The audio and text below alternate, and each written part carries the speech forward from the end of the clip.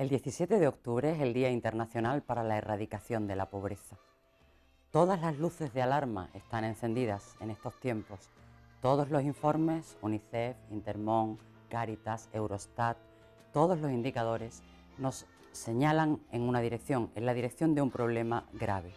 Hasta hace muy poco tiempo, todos nosotros y todos ustedes que nos están viendo en casa, vivíamos en la certeza de ser clase media, de tener 1 o 2 empleos por familia y a partir de ahí la esperanza de futuro. Esas certezas se han venido abajo en muy poco tiempo a raíz de la crisis económica y ahora todos nosotros tenemos cerca a personas que sufren una disimulada o indisimulada pobreza. De esas cosas vamos a hablar esta noche en Paralelo 36. Saben ustedes que aquí hablamos de lo que se habla y también de lo que no se habla. Y es en Andalucía, el foco de nuestro interés, el centro de nuestra mirada, donde se dan cifras alarmantes, estremecedoras en algún caso, de personas, de niñas y niños en situación de pobreza. Tenemos esta noche con nosotros a 4 personas expertas, con visiones, van a poder verlo ustedes, muy complementarias, todas ellas, todos ellos, para poder tener una visión real de cómo es el problema, de cuáles son las causas del problema y de cuáles son las salidas o las alternativas al problema de la pobreza. Vamos a hablar esta noche, contamos esta noche con nosotros con María del Mar González. Bienvenida y muchas gracias por acompañarnos. Para las personas que son de Sevilla la conocen y para las personas que nos están viendo y no son de Sevilla, saben que en Sevilla existe un barrio, el Polígono Sur, un barrio de gente extraordinaria que vive en situaciones muy difíciles. María del Mar es la comisionada para el Polígono Sur de Sevilla. En su tarea, en su actividad, se centran, se coordinan los esfuerzos de las administraciones para contribuir a paliar la situación de pobreza que sufren las personas del Polígono Sur de Sevilla. Laura Frost, bienvenida. Muchas gracias también a ti por acompañarnos. Laura es pedagoga, máster en trastorno de conducta y trabaja con menores. Una de las incidencias en la que abundan también todos los informes es la influencia en el comportamiento de los niños y de las niñas de esa situación de pobreza. También tendremos oportunidad de aprender y de escuchándote. Manolo Machuca, buenas tardes, buenas noches, perdón. Manolo es farmacéutico, experto en promoción de la salud, colaborador en programas de educación para la salud, también en el Polígono Sur, cooperante, escritor, una persona enormemente polifacética, cuyos conocimientos y sobre todo cuya actitud hacen un elemento idóneo también en este debate. En la salud también se ven múltiples efectos de la pobreza y de ellos espero que puedas hablarnos esta noche. Muy bien. Y Lola San Juan, bienvenida Lola, gracias por acompañarnos. Lola es presidenta de AMECOP. Lola es experta en economía social y en género. El género femenino, el mayoritario en la pobreza, sin ninguna duda. Probablemente Lola nos ilustrará también sobre estas cuestiones. Y vamos a entrar de lleno, hablando de la situación real. ¿Cuál es la situación real de la pobreza en Andalucía? Y empezamos siempre escuchando la línea editorial, la opinión del director del Correo de Andalucía, Óscar Gómez. Ahí está con nosotros. Nuestro posicionamiento no pretende ser, desde luego, una colección de datos estadísticos de los que circulan por la redacción, pero sí que queremos apoyarnos en uno que tiene que ver con las carencias materiales, que según los informes que se publican cíclicamente afectan a casi la mitad de los hogares andaluces, incapaces de hacer frente a los gastos mensuales de la familia. Este hecho está directamente relacionado con el aislamiento social y cultural, con la exclusión y, por tanto, con un enquistamiento del problema que llega incluso a convertirse en muchos casos en pobreza crónica, de las que las economías domésticas tienen la absoluta imposibilidad de salir. Un detalle más que queremos introducir en el debate, en este caso en un sentido positivo, es el de la importancia de la solidaridad de puerta a puerta, la ayuda brindada por los entornos más cercanos, por las familias, por los vecinos, que han contribuido a que las situaciones no fueran aún más graves de lo que han venido siendo. María del Mar, ¿cuál es la vida real de las personas que viven en riesgo de pobreza o en situación de pobreza? ¿Cómo es su día a día? Pues es un día a día lleno de tensiones, es un día a día complicado, un día a día que para quienes hemos tenido la magnífica experiencia de empezar muy pronto a estar en el mercado laboral y tener un sueldo a final de mes y poder organizarnos una economía de modo reglado, el día a día de estas personas nos resulta muy, muy ansiógeno, porque nos parece que si nos levantáramos cada mañana sin saber cómo le vamos a dar de comer a nuestros hijos, lo tendríamos muy complicado. Y esa es la realidad de una buena parte de la gente en Andalucía. Si los datos que tenemos recientes del informe FOESA nos decían que el 38% de la población andaluza está en situación de pobreza. En pobreza severa rondábamos el 10 casi, el 9 y el 10, ¿no? Y eso quiere decir que hay muchos hogares en los que llegar a fin de mes es una proeza, hacer frente a un evento extraño, extraordinario, es un milagro. Y efectivamente, afortunadamente, funcionan las redes de solidaridad y funcionan en lo informal, y esta sociedad pone de su parte con sus instituciones lo que puede para paliar la situación. Pero efectivamente estamos ante una ecuación dramática. Estamos ante el incremento de las necesidades y la disminución de los recursos, por el modo en que se ha gestionado la crisis esta fiscal que hemos tenido, crisis financiera que hemos tenido, ¿no? Así que estamos... Esos son los responsables. Después hablaremos de los responsables, porque conviene que tengamos claro quiénes son los responsables de esta situación, que cómo afecta a los niños, Laura, a los niños y a las niñas que acaban de empezar el cole, con la emoción que supone empezar el curso. ¿Cómo afecta? En esta situación de desmantelamiento del estado del bienestar, los principales afectados es la infancia. Bueno, creo que Lola luego, después de feminización de la pobreza, nos hablará largo y tendido, pero la infancia son los grandes afectados. Ese porcentaje de población que María del Mar nos aclaraba antes, que está en riesgo de exclusión o que en exclusión, y los que están ya en límite de pobreza severa, estamos hablando de un 38% de la población que afecta directamente a los niños. Los niños son los primeros perjudicados, los primeros que tienen dificultades en la alimentación, en la estabilidad en el hogar, en el sueño, en el acceso a los recursos normalizados, y por lo tanto son los que salen más perjudicados en su desarrollo personal en futuros adultos productivos. ¿Y ellos se dan cuenta? ¿Los niños? Los niños, sí. ¿Cómo lo perciben? ¿Cómo perciben esa situación que tiene que ver con las carencias probablemente, que tiene que ver con un ambiente familiar de incertidumbre, de ansiedad casi, como apuntaba María del Mar? ¿Cómo lo viven los niños? Bueno, ¿Qué expresan? ¿Cómo notas tú? Los niños son tan agradecidos.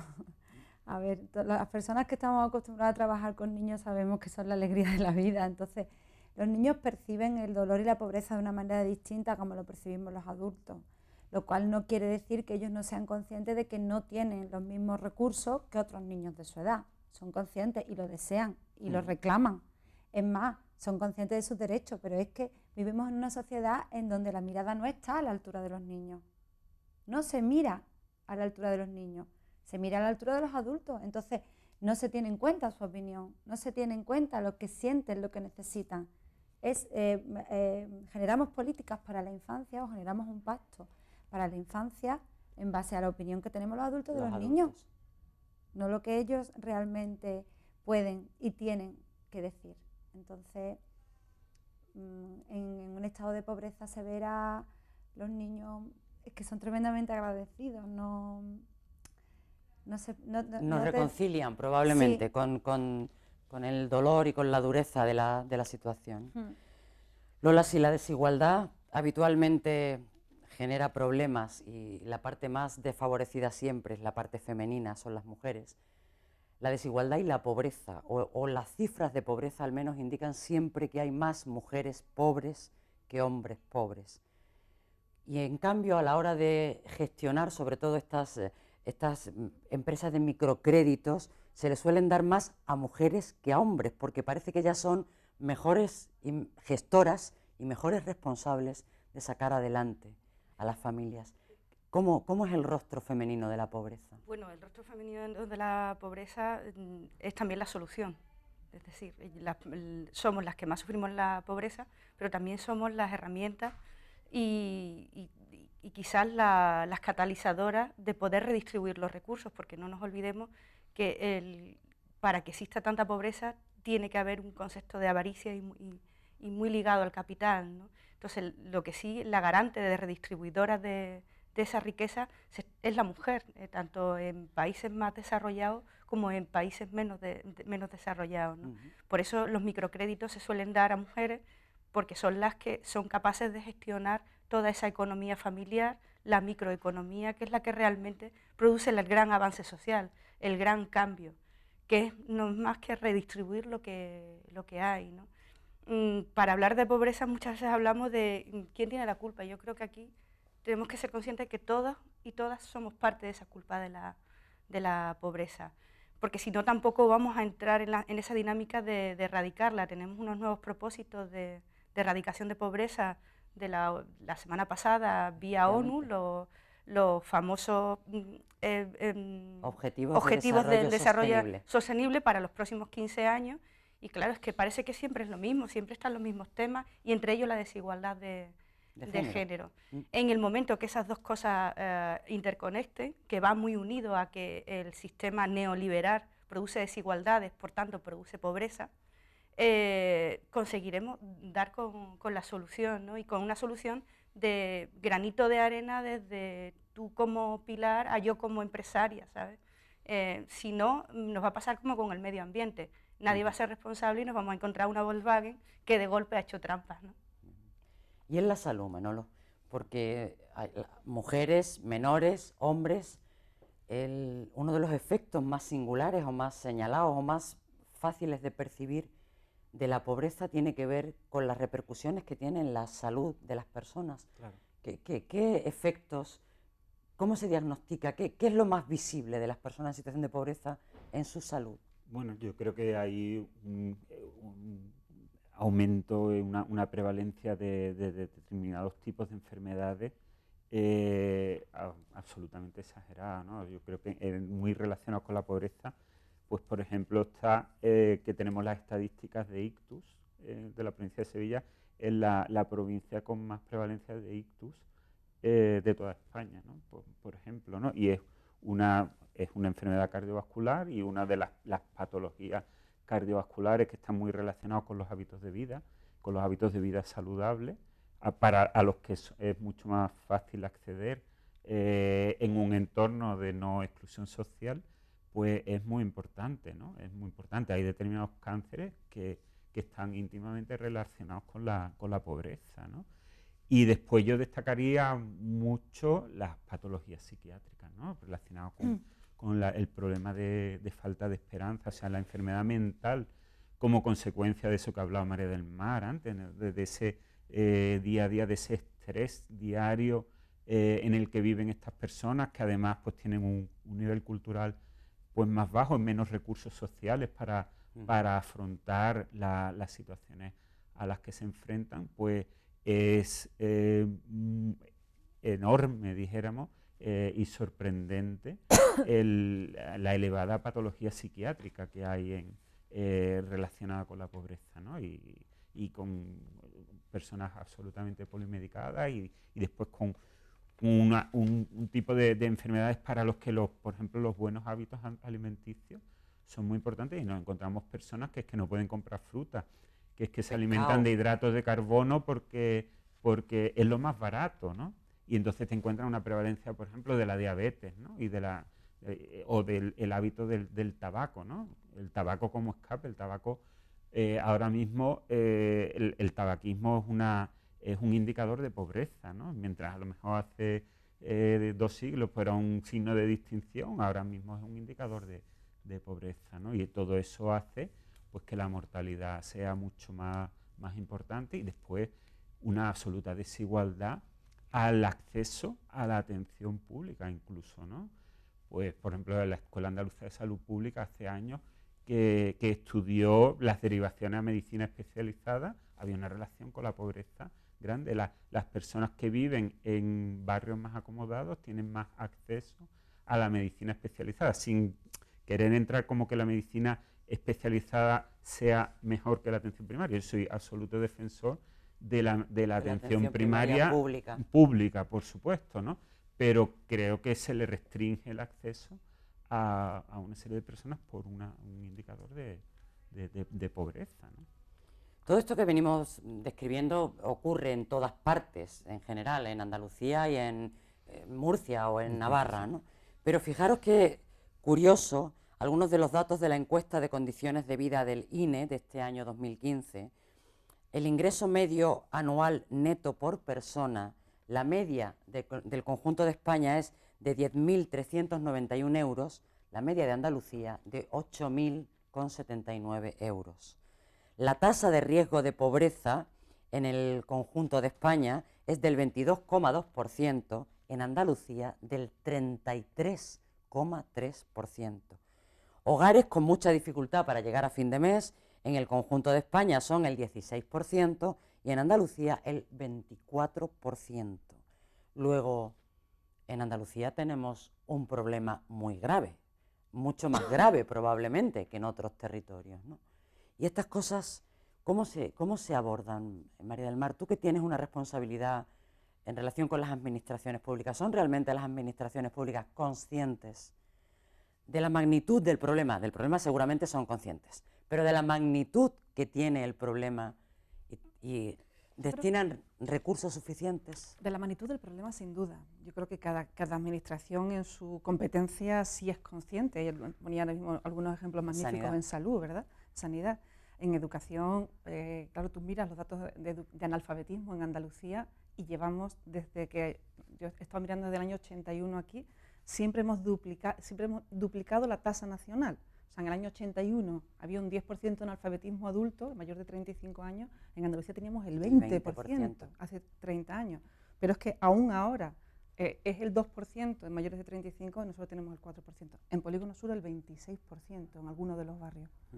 En Martínez Montañés, efectivamente, que conocido como Las Vegas por alguna gente, el barrio Martínez Montañés tiene un 26% de población adulta analfabeta. Es verdad que tenemos, yo decía, respondiendo a tu pregunta, cada administración yo creo que es consciente de la magnitud del problema y entiendo que ha intentado paliar en la medida de sus posibilidades. Hay algunas buenas medidas, ¿no? Yo pensaba mientras os escuchaba que la situación de nuestros niños sería mucho peor si no tuviéramos educación pública y gratuita, si no tuviéramos gratuidad de libros de texto, si no se hubiera puesto en marcha el programa de garantía alimentaria que permite comer en los comedores escolares a niños y niñas que en su casa no podrían tener acceso a esa alimentación, y podría seguir enumerando programas que me parece que han intentado, que están intentando paliar esas circunstancias, ¿no? o la sanidad pública, ¿no? Pero necesitamos, está claro que estamos paliando, pero tenemos que ir a las raíces y tenemos que ir a resolver. No podemos seguir cronificando la situación. Y con las medidas que estamos poniendo en marcha hasta ahora, no conseguimos llegar a la raíz, no conseguimos realmente poner en marcha itinerarios de inserción social que saquen de la exclusión a la gente. Es verdad que inicialmente, si alguien no tiene para comer, tiene que tener algo para comer y que poner en la mesa cada día. De comida. Esto es. Y sus hijos tienen que comer, tienen que tener un libro de texto y tienen que tener una escuela a la que ir y tienen que unos zapatos y lo que necesitan. Pero claro, tenemos que lograr la autonomía y esa es la clave. Es decir, cómo cambiar el modo en que estamos abordando las políticas de protección social y de empleo para que realmente consigan su objetivo, que es la inclusión, ¿no? Tú lo has dicho, y de empleo. Y de empleo. Porque yo creo que una de las claves para erradicar la pobreza tiene que ver con el empleo, o al revés, una de las causas fundamentales de la situación de pobreza tiene que ver con la falta de empleo, con la falta de trabajo. Lola, desde la economía social, ¿tú qué sabes de estas cosas? ¿Es alternativa o...? Sí, es alternativa. Lo que pasa es que para que sea alternativa tiene que ser una figura en la que todo el mundo crea, no que creamos solamente los 4 locos que queremos cambiar el mundo. Entonces, ese concepto de locos y locas que queremos cambiar el mundo, yo creo que es el momento, ¿no? Como decía María del Mar. Si queremos que de verdad esto sea algo transversal y no creemos empleo, pero sí que lo abordemos desde el punto de vista de la asistencia social, porque muchas veces que es pura asistencia social el planteamiento que se hace. Hay que darle una repensada a lo económico, porque si no repensamos lo económico no vamos a generar empleo. Y atenta, empleo de calidad, ¿no? Claro. Por eso, ¿por qué la economía social y sobre todo yo que soy más del mundo cooperativo, ¿por qué da resultados? Pues porque es una economía muy ligada al territorio, localizada en un punto concreto de una ciudad, de un barrio. Es también una mirada distinta donde lo importante es generar un empleo, no la plusvalía de capital que sea mayor para podértela llevar tú porque quieres capitalizar otra cosa distinta, ¿no? Entonces, esas fórmulas sí que son fórmulas reales. De hecho, la economía social y el cooperativismo pues va muy ligada no solo al a la historia de Andalucía desde la autonomía, sino que va ligada a toda la historia de las sociedades que han evolucionado y saben que el compartir, el redistribuir, es parte de lo que nos llama seres humanos, ¿no? lo que nos hace un ser distinto, ¿no? Yo aprendí, mira que doy charlas para motivar sobre el cooperativismo y sobre todo a mujeres, para que no se queden con las ganas de no ser empresarias. De probar, de generar su empleo y su empleo desde un... Y yo por mucho, hasta que no tuve a mi hija, y mi hija lo primero que dijo, mío, con un juguete. Tú dices, claro, entiendes perfectamente que el instinto, lo primario de sociedad es, esto es mío, no es nuestro.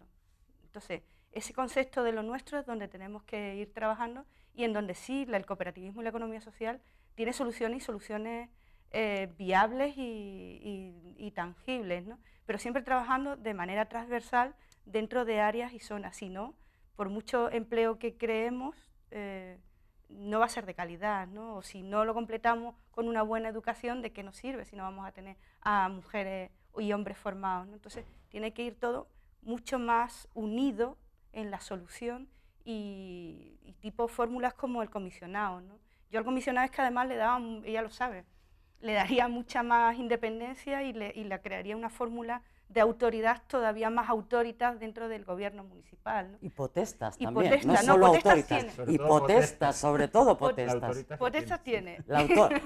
Yo creo que tiene más autoritas, probablemente. Yo creo que es un buen sitio para intervenir todos y probarnos todos estas teorías, que el papel lo aguanta todo, ¿no? Claro. Y ser parte de ese cambio del milenio famoso, ¿no? Vamos a decir, Polígono Sur, 15 años, pues 15 años, ¿dónde lo firmamos, verdad? Ya.